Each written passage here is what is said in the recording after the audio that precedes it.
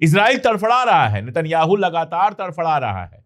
उसके बयान आ रहे हैं कि जंग अभी खत्म नहीं हुई है, जब तक एनरिच्ड यूरेनियम हम कब्जा नहीं कर लेंगे तब तक जंग खत्म नहीं होगी। और ईरान क्या कह रहा है कि हम जंग के लिए तैयार बैठे हुए हैं।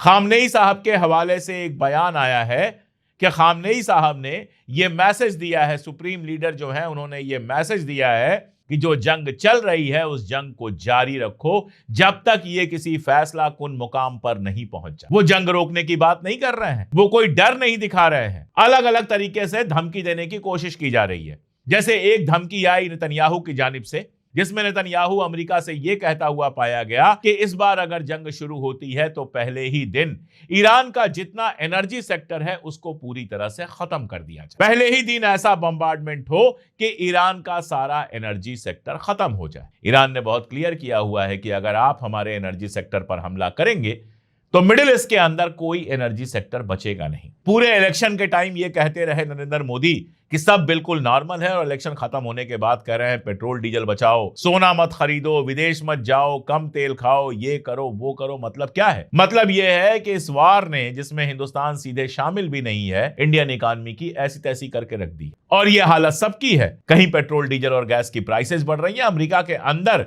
पेट्रोल डीजल और गैस की प्राइसेस बढ़ रही हैं। जब ट्रंप का यह बयान आया कि वो ईरान का जो मैसेज आया उसको एक्सेप्ट नहीं करता, ईरान की डील एक्सेप्ट नहीं करता, उसके तुरंत बाद अमेरिका के बाजारों में गैस की कीमत और बढ़ गई। इतना महंगा हो गया है वहां पर गैस कि जो कार चलाने वाले हैं उनका रोता हुआ वीडियो आ रहा है कि हम कहां से इतनी महंगी गैस भरवाएंगे। वैसे ही जो अमेरिका के आम लोग हैं उनको अपनी जिंदगी चलाने के लिए 2-2, 3-3, 4-4 नौकरियां करनी पड़ रही हैं।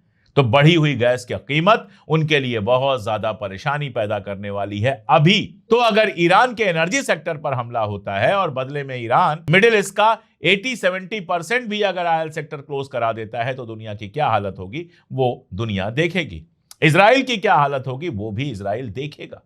तो ये जो पागलपन अमेरिका को चढ़ा हुआ है, जिसमें वो ये मान के चल रहा है कि वो जीत गया है क्योंकि उसने कुछ जहाज गिरा दिए, क्योंकि उसने कुछ पानी के जहाज गिरा दिए, कुछ घरों पे बम गिरा दिया, कुछ पुलों पे बम गिरा दिया, इससे जंग नहीं जीती जाती है। इससे रील बहुत अच्छी बनती है, जो रीलें ट्रंप को दिखाकर जो उनके लोग हैं, जो उसके आसपास बैठे हुए लोग हैं, उसको 2 मिनट की 2.5 मिनट की रील दिखाते हैं ईरान की और कहते हैं देखो ईरान तबाह हो गया।